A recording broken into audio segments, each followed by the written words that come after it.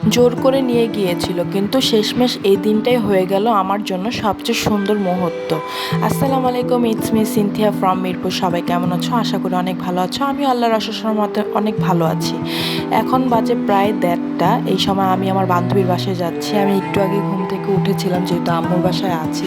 সে phone দিয়ে আমাকে জোর করে বলল যে না, এখনই আস বাসায়, আমরা শাড়ি পরবো, তোকে শাড়িতে দেখি না, কতদিন হয়েছে, তোকে মেকআপ করে দিব, অনেক কিছু বুঝ টুজ দিয়ে আমার বান্ধবী আমাকে তার বাসায় নিয়ে গেল। আর বান্ধবী যেহেতু বলেছে, আর কথা কি আমি ফেলে দিতে পারি? আমিও ঘুম থেকে উঠে টুক করে বের হয়ে গেলাম আমার মেয়েটাকে নিয়ে। আর ছেলেটাকে আম্মুর বাসায় রেখে দিয়েছিলাম। তো এই তো দেখতে পারতেছো কি যে গরম ছিল বৈশাখের দিন। আসলে গরমে আমি পুরো পাগল হয়ে গেছিলাম। এর ভিতরে ও থাকে 7 তলা, উঠতে উঠতে তো আমার জান আরও যাইতেছিল। আর আমি সিঁড়ি গুনতেছিলাম যে এখনও শেষ হয় না কেন। এই তো দেখতে পাচ্ছ আমি ছাদে চলে আসছি। ও ছাদে চিলেকোঠায় থাকে। আর যাওয়ার সাথে সাথে আমরা লাঞ্চ করে নিলাম 3জন মিলে। ওর হাজব্যান্ড আগে লাঞ্চ করে নিয়েছিল, আর এখানে ওর আপু ছিল জান্নাত। তো আমরা 3জন মিলে লাঞ্চ করে নিলাম সুন্দর করে। তো এখন আমি পাখির একটা সুন্দর শাড়ি পরেছি, আর সাজগুজ করতেছিলাম, হালকা পাতলা মেকআপ করেছি, তেমন কোনো কিছুই না। সাজগুজ করতেছি সুন্দর করে, যেন অনেকগুলো ভিডিও ছবি তুলতে পারি। আমাদের আসলে বাহিরে যাওয়ার কথা ছিল, আমরা বোটানিক্যাল গার্ডেন যেতে চেয়েছিলাম, কিন্তু খেতে খেতে আর রেডি হতে হতে আমাদের আসলে অনেক লেট হয়ে গিয়েছিল। তো ততক্ষণে যদি আমরা বাহিরে যেতাম তাহলে আসলে আমরা আর পৌঁছাতে পারতাম না। বোটানিক্যাল গার্ডেন হয়তো বন্ধ করে দিত। রেডি হতে প্রায় 5:30 বেজে গিয়েছে। তো তাড়াতাড়ি করে আমি একটু তোমাদেরকে দেখাচ্ছিলাম যে আমি প্রায় রেডি। আমি জানি আমার ব্লাউজটা আমার শাড়ির সাথে কোনোভাবেই যাচ্ছে না, কিন্তু কিছুই করার নাই। আমি এত গুলুমুলু হয়ে গিয়েছি যে আমার এখন আমার নিজের ব্লাউজও লাগে না, আম্মুর ব্লাউজও লাগে না, বান্ধবীর ব্লাউজও লাগে না। পরে লাস্টে বান্ধবীর বোন যে ব্লাউজ পরে আসছিল, মানে জান্নাত আপু, ওর ব্লাউজটা এক্সচেঞ্জ করলাম, আর ও আর পাখির ব্লাউজ পরে নিয়েছে। তো আমি আর জান্নাত আপু আগেই ছাদে গিয়ে কিছু ছবি তুলে নিয়েছি। আর এখানে জান্নাত আপু আমাকে ভিডিওগুলো করে দিচ্ছিল। ও আমি বলতেছি একটু স্ন্যাপ নিয়ে দাও বা ছবি তুলে দাও, ভিডিও করে দাও। আপু আমাকে অনেকগুলোই ভিডিও করে দিয়েছে। তো সেগুলো আমি একটু একটু করে ক্লিপ করে তোমাদের সাথে অ্যাড করেছি, দেখতেই পাচ্ছ। আমি তো অনেক হ্যাপি। আসলে আমি অনেক বছর হয়েছে আমি বৈশাখ পালন করি না, বা আমার সম্পর্ক হোক বা আমার বিয়ে হোক, তারপরও আমি বৈশাখী পর্যন্ত পালন করি নাই।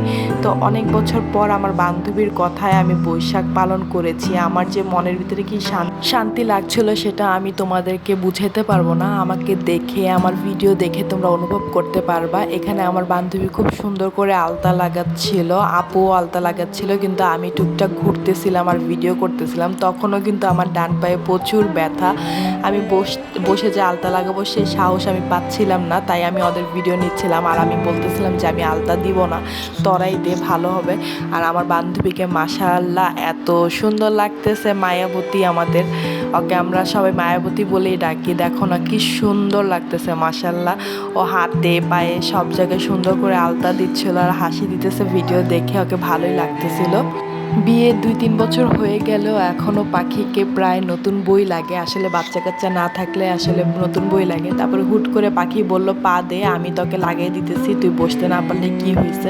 আসলে এমন বান্ধবী সবার হোক, না হলো আমার যেহেতু আছে, তাইলে দেখতেই পারছো কীভাবে ও আমাকে আলতা লাগিয়ে দিতেছে। আমি বসতে পারবো না দেখে আমার তখনও ডান পায়ে আর মাথায় প্রচুর ব্যথা ছিল। তারপরও আসলে ও বলার সাথে সাথে আমি দৌড়াইতে দৌড়াইতে বাসায় চলে গেছি, যেন একটু আমার সময়গুলো ভালো কাটে।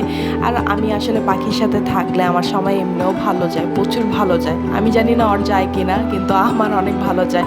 আর এখানে ভাইয়া, মানে পাখির হাজবেন্ড, খুব সুন্দর সুন্দর করে আমাদেরকে ছবি তুলে দিচ্ছিল।